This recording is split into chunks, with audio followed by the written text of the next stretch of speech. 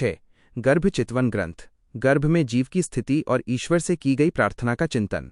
हे संसारी जीवों, गर्भवास में होने वाले असह्य दुखों और कष्टों की चेतावनी देने वाली यह चित्रावण गर्भावली मन लगाकर सुनो। इस भेद और सत्य को प्रकट करने में मैं रत्ती भर भी संकोच या कसर नहीं रखूंगा। महाराज अत्यंत नम्रता से फरमाते हैं कि मेरी बुद्धि तो अत्यंत सूक्ष्म अल्प है, मुझमें अपने बल से इस गूढ़ सत्य का पूर्ण वर्णन करने की सामर्थ्य नहीं है। यदि साक्षात परमेश्वर राम जी और सद्गुरुदेव मुझ पर कृपा करेंगे तभी मैं इस संपूर्ण भेद को आप सबको सुना सकूंगा।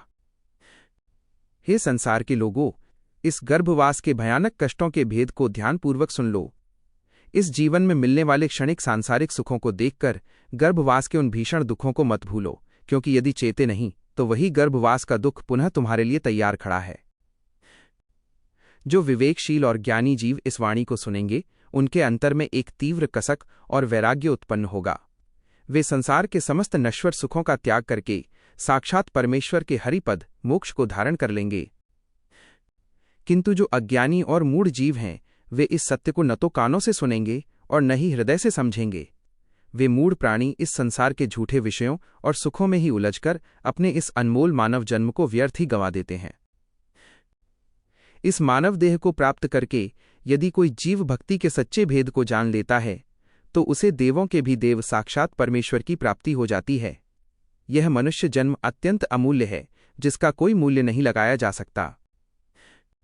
यदि इस बार मनुष्य जन्म का ये दुर्लभ अवसर हाथ से छूट गया तो जीव पुनः 84 लाख योनियों के भयानक चक्कर में जा पड़ेगा और स्थान स्थान पर अनेक योनियों के गर्भवास का भीषण दुख भोगेगा।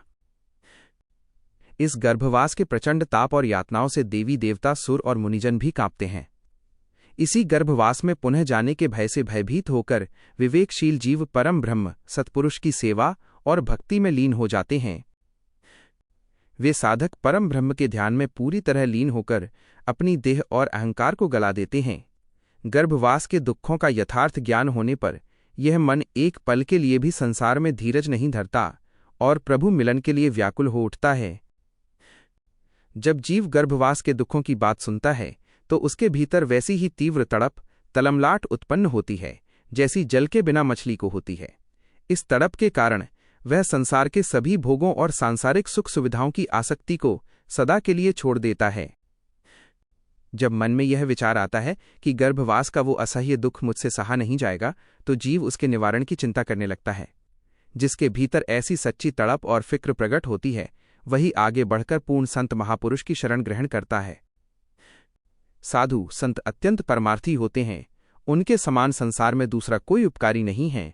वे संत जन ही जीव पर दया करके उसे ऐसा मार्ग बताते हैं जिससे उसके गर्भवास का संपूर्ण ताप और चक्र सदा के लिए मिट जाता है।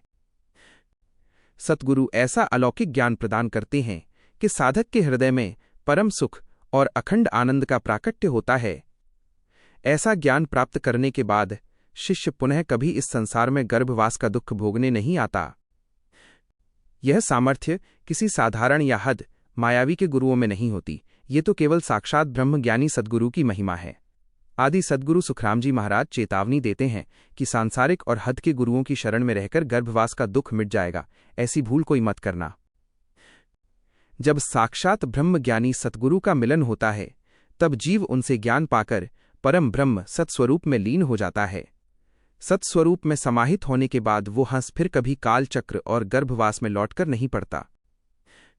बुद्धिमान मनुष्य और देवगण भी इस गर्भवास की यातनाओं से डरकर चिंता करते हैं। चारों वेद भी यही पुकार पुकार कर कहते हैं कि इस संसार में गर्भवास के कष्ट जैसा दूसरा कोई भारी दुख नहीं है। यह दृश्यमान संसार मृगतृष्णा मृगजल के समान झूठा है, जिसे अज्ञानी जीव सच्चा समझकर भूल में पड़ा रहता है। आदि सद्गुरु सुखराम जी महाराज फरमाते हैं कि जो कुछ भी आकार रूप में दिखाई देता है वो सब नश्वर और असत्य है। जो स्वयं आकार त्रिगुणी माया के अधीन है उन आकारी देवों या गुरुओं की सेवा करने से गर्भ का ताप कभी शांत नहीं हो सकता, किंतु उस निराकार परम ब्रह्म की क्षणभर की सच्ची भक्ति से यह गर्भ दुख सदा के लिए मिट जाता है। निराकार परमेश्वर की भक्ति करो और उस निराकार का भेद बताने वाले देहधारी आकारी सतगुरु के प्रति पूर्ण श्रद्धा एवं भाव रखो। महाराज फरमाते हैं कि सतगुरु का आदर करते हुए निराकार का भजन करना ही परम ब्रह्म में लीन होने की सच्ची रीति है। सच्चा नाम भजन करने से गर्भवास का कष्ट और यमराज का भय सदा के लिए समाप्त हो जाता है। साधक अपने समस्त कर्म बंधनों को काटकर सीधे परम ब्रह्म के धाम में जाकर निवास करता है। यदि तुम गर्भवास, नरक, यमदंड और 84 लाख योनियों के समस्त दुखों का अंत करना चाहते हो तो ब्रह्मज्ञान को अपने हृदय में धारण करो। रात दिन श्वासों के साथ राम नाम का रटन करो और अमरधाम की ओर प्रस्थान करो। गर्भवास में अपार कष्ट है, जहां जीव मां के पेट में उल्टा मुंह किए मलमूत्र के बीच पड़ा रहता है। महाराज फरमाते हैं कि इस दुर्दशा का विचार करके निरंतर राम नाम में अपनी सुरत लिव लगाए रखो। गर्भवास में अपार कष्ट है, जहां जीव मां के पेट में उल्टा मुंह किए मलमूत्र के बीच पड़ा रहता है। महाराज फरमाते हैं कि इस दुर्दशा का विचार करके निरंतर राम नाम में अपनी सुरत लिव लगाए रखो।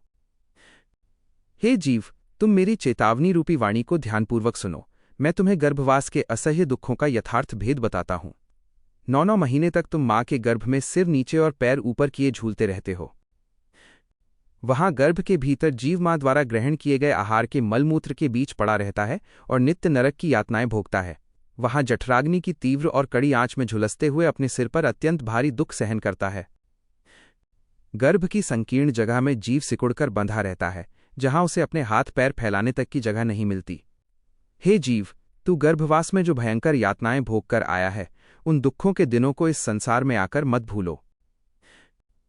उस संकीर्ण गर्भ में पड़ा हुआ जीव परमेश्वर से अत्यंत आर्त भाव से पुकार करता था कि हे सृजनहार स्वामी, मेरी सुनो।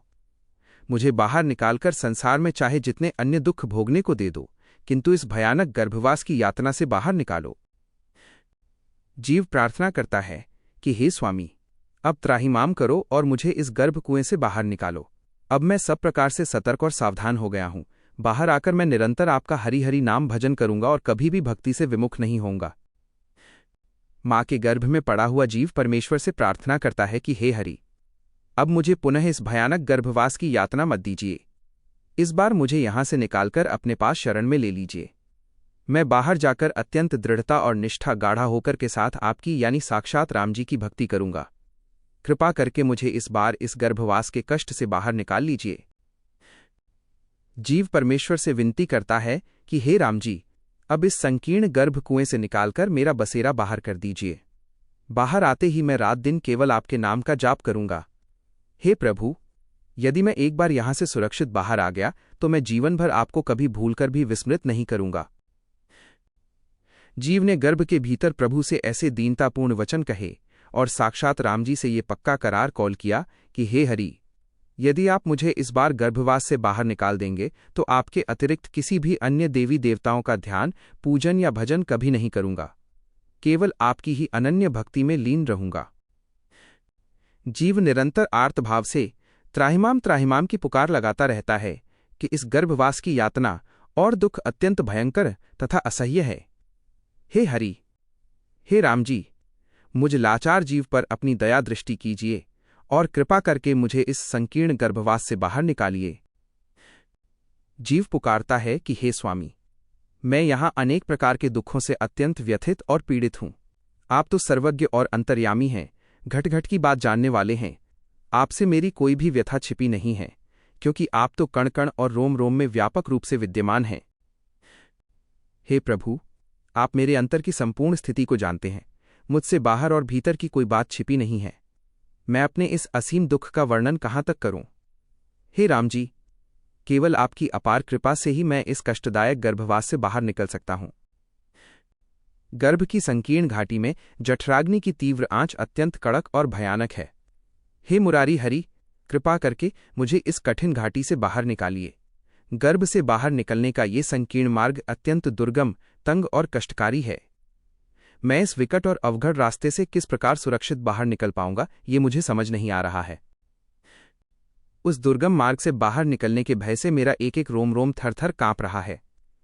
बाहर निकलने का यह दृश्य ऐसा अवर्णनीय और विकट है कि मानो मेरे अस्तित्व पर ही भारी संकट मंडरा रहा हो। जैसे सूर्य और चंद्रमा को ग्रहण के समय राहु केतु ग्रस लेते हैं और उनका तेज मंद पड़ जाता है, ठीक वैसी ही दयनीय और कष्टदायक स्थिति इस समय मेरी हो गई है। जीव अंत में अत्यंत व्याकुल होकर कहता है कि हे गोसाईं, मेरे ऊपर ये अत्यंत कठिन संकट का समय आ पड़ा है। आपके अतिरिक्त इस भयंकर विपत्ति से मुझे छुड़ाने वाला दूसरा कौन है? हे हरि, कृपा करके मुझे इस गर्भवास से बाहर निकालिए और मेरे पूर्व जन्मों के जितने भी अपराध और पाप गुनाह हैं उन सबको क्षमा कर दीजिए।